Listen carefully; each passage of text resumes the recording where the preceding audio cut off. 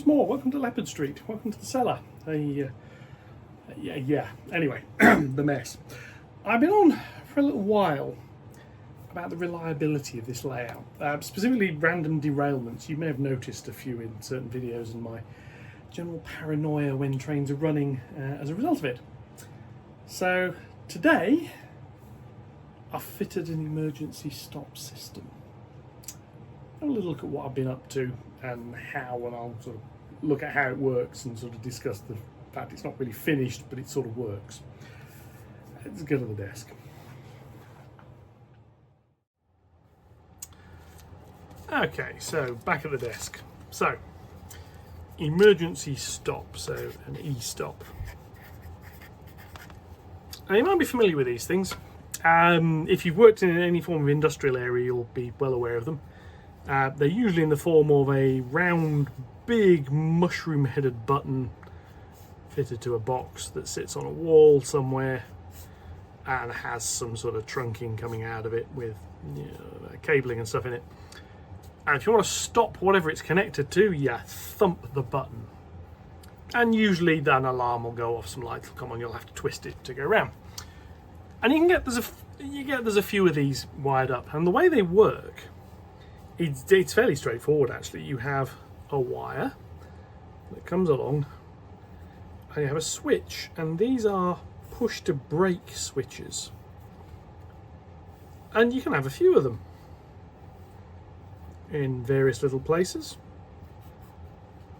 You come along here, say I'll draw 3 because the layout's got 3. And what you do is you put power on one end, and at the other end you have something, not always a relay, but I'm using a relay here, and then that goes down to ground. And what happens if any of these are pressed, that relay will de-energize. But if the wire breaks, the relay is de-energized. So you have what's called a fail-safe system. If one of these switches breaks, it'll open its contacts because they're all spring-loaded. That'll cut out. If one of these really breaks and it jams up and you press the button and nothing happens, you can hit another one. And there'll be a few of them. Like a pillar drill, you might have a kickstand at the bottom. You'll have a start button, a stop button. There might be an emergency stop on the side of it that anybody can just thump. And there might be one at the bottom that you can kick. And this is sort of what I've done on Leopard Street. Now, if I just get another little piece of paper, because the switches I've got, and these are proper, the pen came through, these are proper industrial switches I'm using here. So I've got a contact like that, and then as I say, I've got another one over here and what have you, but underneath that there's another set of contacts that are like that. So you've got some normally closed and normally open contacts, and they're connected. You press the button, one breaks, the other comes in. And usually, I think these switches I've got, that will break before that one makes. So if you cross wire it, you can't get a short circuit. And the ones I've got have also got a lamp. Now I believe it's an LED. It's been wired up so that it's got its own little rectifier and other bits and pieces in there, because it'll come on. That, for me, that's a 12 volt. The reason I suspect it's got diodes and other bits and pieces in to sort the polarity out is it'll light on 5 volts, but it won't light on 3.3 volts. But that's basically, I've got a switch which is that. Now the ones I've got are not the big mushroom head ones. I've got some like that. I've got some upstairs actually. I was using something else. The reason I didn't bother with those, I don't want to knock in them accidentally. So I've got 3 of these. And now what I've got, as I say, that goes to a 5 volt power supply. This comes along here. There's another one of these switches, and then there's another one. It comes along here, and it does indeed go into the coil of a relay. And I've also put in a resistor and a light emitting diode. And that sits there, and that goes down to ground. So ground. And over here, I've got, effectively, I'm going to draw it this way around, DCC in, DCC out. And this is on the normally open contacts. So there's no contact. Hang on a minute. Yeah, anyway. So what happens is that these switches are open normally. There's some other contacts there. So when we start the layout up, I get 5 volts here, and this is 5 volts on the logic side. That energizes that circuit, energizes that relay, the light comes on. Now this doesn't mean I've got power to the track, because up here I have my DCC-EX system, and that hasn't switched on yet. This just means power can go to the track, and then that goes off, say, to rails and trains. I can't draw a train out quickly. So this doesn't actually tell me there's power to the track. This is not designed to put power to the track as such. This is designed to stop power getting to the track. And that bit is built. Previously, the DCC-EX went down to my track power bus. It now goes via a little relay board. We'll have a look at that in a minute. That board has got a 5 volt, a ground feed, and it's got these switches. And what I've done is there's a contact there and a contact there. And this, at the moment, only goes to 3 switches, but I could extend that because they're just daisy chain. Very, very simply. Now I could, and I haven't, because this is something I want to play with for the future. So anything in orange doesn't exist. I could, and I've tested this, say I'm going to put 12 volts there. I'm going to make that ground, and I'm going to connect those two. And then if I press this one here, that light will come on, because it'll break the contact there, and so I'll say, oh, there's a light. And I could do that on all of them.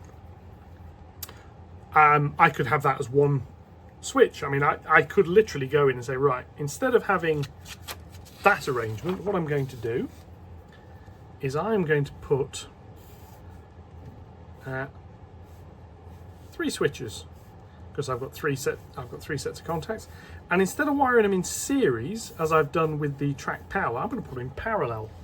Now if any of those connect, I can make a light come on. So what I do is I have the 3 lights. Like I say, this hasn't been connected yet, so that goes to ground. That's plus 12 volts. So now if you press any of these buttons down, all 3 lights will come on, which means I can at a glance see the reason no trains are running is because one of these buttons is pressed. I don't know which one, but one of them is pressed. But that's for the future. Let's have a little look at what we actually got on the layout, which I say is this purple wiring. So, to the layout. So here we are at the end of the layout. Now, what used to happen was the brown and blue wires came out of there, ran a little loop into here. This is the connection between the DCC-EX board and the layout. That's what's on this block here. 4 terminals. These 2 are the power, these 2 are the programming track. They go off, they come around into this little switch here, which controls the programming track on this board. It goes up to basically where the CCT is. It goes all the way up there. That's fine. That bit is not on the e-stop unless it's in the main mode. And here we have this little board, and it's very, very simple. There's no transistor, and there's no flyback diode. This is a relay controlled by switches. So this is actually using a relay in a fairly traditional way. It is a remote control switch. So I have got these 2 pink wires go off to the switches, and there's one over there and there's one down here. So we have a look at the one down here. So as you see, this is quite a chunky beast. This contact and there's another one on the other side go to the light. This contact and one on below it is the normally closed contact. This side has the normally open contact. And here, there's a little button which I can press. And as I say, it doesn't light up at the moment. Right now it doesn't do anything because the layout's not powered up. And on this board here, I've got 5 volts, I've got ground. That comes into here. And the circuit is ludicrously simple. 5 volts goes down here, goes out on one pink wire, through all the switches, which are in series, comes back on this pink wire, while the yellow one goes to the top of the relay, and the LED in its resistor, through ground, back to ground. That's it, very, very simple. And on this side, I have got the inputs, are on these, which are the common terminals. I've then got the normally, let's see if we can get this one round here. I've got the normally closed terminals that I'm not using, not the normally open. So if there's no power to this relay, the DCCEX cannot send power to the track. This switch is open, it will physically stop it. And as I say, there's a switch here. Let's see, here's the desk I normally had. Here is a switch, so I can very easily reach around and go, nope. You will also notice this switch is loose. Yeah, this is Leopard Street. Because this is Leopard Street, there is a cock-up. These switches are supposed to have one of these little retaining rings screwed onto the back of them. And then it's got some little screws you can use to bite into whatever you screwed it to stop it from rotating. If I go over to this one here, that's 9mm thick ply.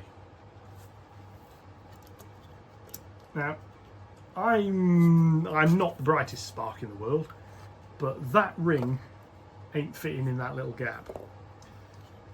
Yeah, basically this is too thick. 4mm ply I might have got away with. What I need to do is I need to 3D print a little bracket which is going to go in the back of that and just hold that in place. For now it's fine, it's not going to fall off, it's just rattles and I don't like it rattling. What I'm probably going to do, come back to this one, is cut a slightly larger hole. I'll just use a hole saw to put like a 40mm hole through it or something. And I'll put a 3D printed plate over the top. This will then connect into that 3D printed plate. But I can also then put a little light next to it. Remember, I can pass the gubbins on the loud. Remember this little beastie over here that lights up when track power's on? I'm thinking of adding those down here as well. So I'm going to have a red light that says emergency stop or not. And I have a green light next to it that says track power is on. And I've positioned these so I can reach this one from the desk. Very, very simply. It's not really a problem because the desk obviously is where I control the trains from. But if I need to stop them suddenly, done, track power off. The alternative previously was getting up, coming all the way over here and pressing that, which turns power off. And the white one turns power on. Don't need to turn power on remotely. That one means I can stand in the middle of the layout where I do the intros and some other bits and pieces from. And if something derails, I can go, oh gods, and I can just press that. All the trains will stop. Now the layout doesn't know the trains have stopped at the moment. It will do eventually, it doesn't at the moment. And obviously there's one here for if I'm down this end as well. Ideally I want one in the access well over here. I've only got 3 of those switches, so I've fitted them over there for now. But very, very simple to do. If I want to add another one, is cut that cable and wire another switch into it. So in practice what would happen is I'd replace this little wire that's between, because this is the shortest one. That would then go off over there somewhere and then come back round. Job done. I could even put one down here at the other end, so if I'm standing here, work out there, derailment, button here, press, job done. Fairly straightforward, but it'll stop the trains, and we're going to experiment with this very shortly. What it doesn't do, as I say, they don't light up, so I need to get that working. Now, there is a reason that panel is down, because it occurred to me while I'm doing this, I could wire these up. I could use lots of little logic circuits, timers. What I'd like to do is if that one's pressed, I want this one to flash, but I want the other ones to light up. So I've got to, I know one of them is triggered, and I can see which one it is the idea. Now I could do that with a 555 timer, I could do it with some logic gates. There's a microprocessor sitting there, I might as well use that. So what I'm going to do is I'm going to stick another one of these, which is a PCF 8575. That one doesn't have enough spare channels. I'm going to put another one over here somewhere, doesn't really matter where. It's going to take 3 inputs, which are going to be the normally open contacts of the switches. So it can then monitor which switch is pressed. And it will have 3 outputs driving transistors, which will drive 12 volts, which will drive the lights. The lights, as I say, they do light up on 5 volts. They don't light up on 3.5. I was a little bit surprised by that. I've actually got some other switches like this that will light up quite happily on 3.5. They're just an LED. It's got a resistor suitable for using on 12 volts, but that gives it like 20 milliamps. So you put 3.5 volts through it, and it's like 3-4 milliamps. That's enough. These ones don't, which is slightly annoying, but it is what it is. Right, enough waffle. What I need to do now is clear my little working area here. I'm going to power the layout up, and we'll have a little look at that, and we'll show it actually working. Then I shall run a train, and then I'll stop it. Yeah, back in a mo. Now, while JMI finishes powering up, here we are. So the layout is now on. You can see the power lights are on the DCC EX. Track power isn't on, but that green LED there is. You can see that. This is because track power is enabled. It's not on, but it could be. Now, if I press this button down here, that LED goes out. Unpress it. I can come around here. Watch that. Press another one. Out it goes. And I can reach around here and turn it off there. So all 3 of these work. I'm quite pleased with that. Right, now if I now switch track power on, which is white button, track power is on. So we can come over here. That little green light is now on, so I've got track power. Oh look, I've just turned it off. Turn it back on again. Now, one thing to note is this is literally just severing the power to the track.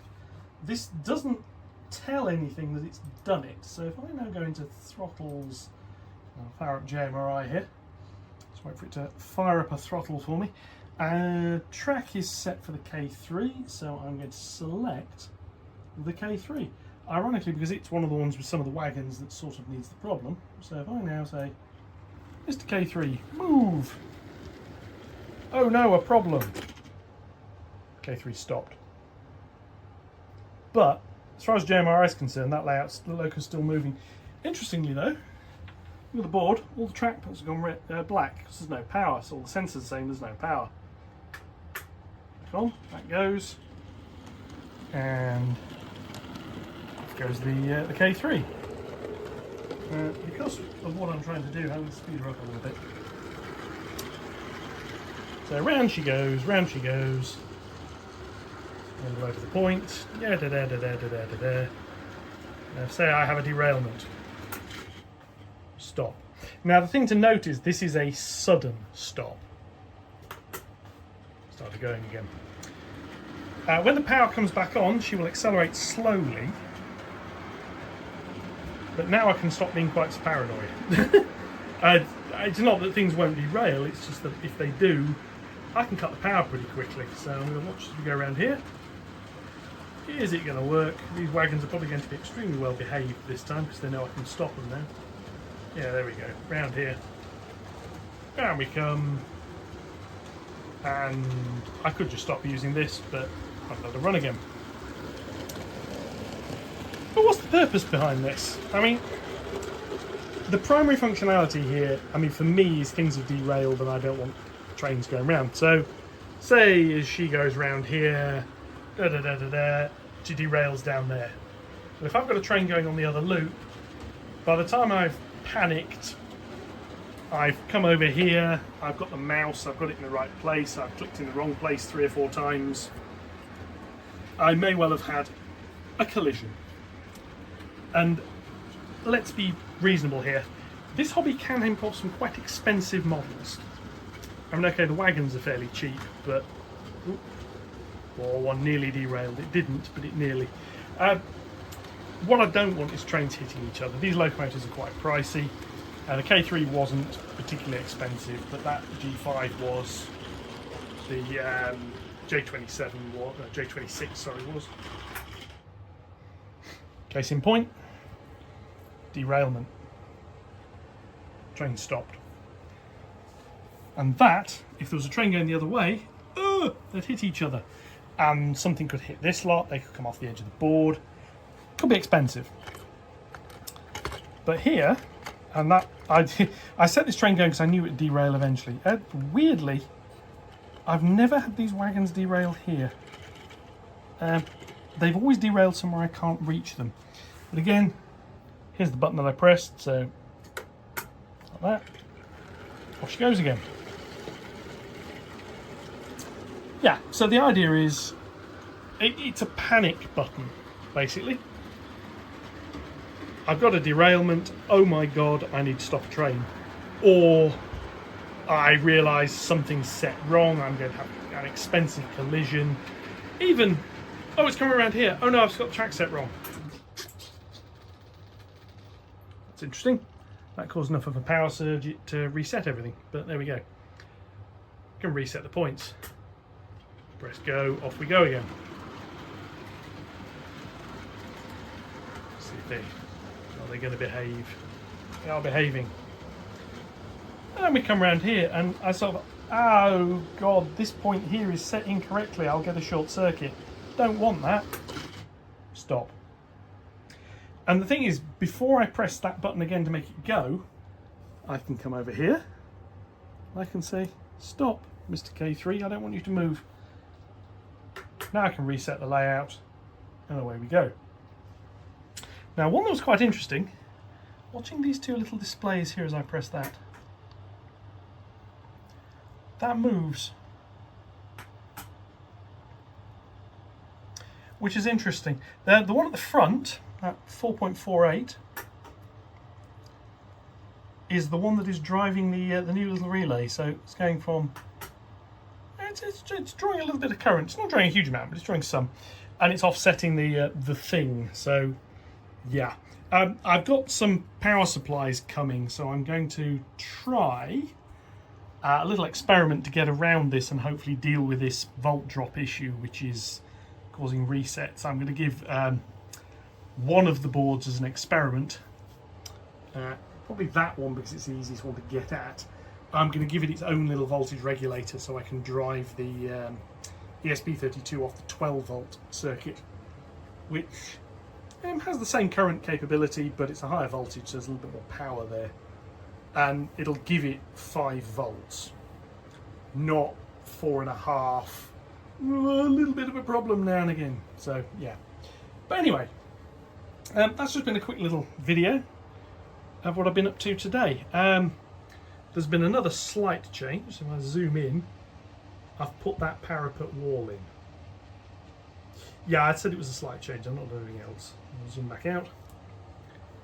And there we go. So, without further ado, I'm going to set trains running again, and then we will just talk about some news on the channel. So I'm going to set there going again. But yes, we are now at 1,000 subscribers. I think it was 1,004 before I came down here.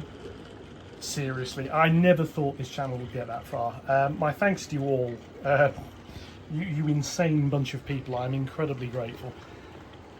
It's the channel was started up as a way of keeping me from getting distracted. I get distracted easily, you may have noticed. This layout would probably have got up as far as those 3 boards along the back being built.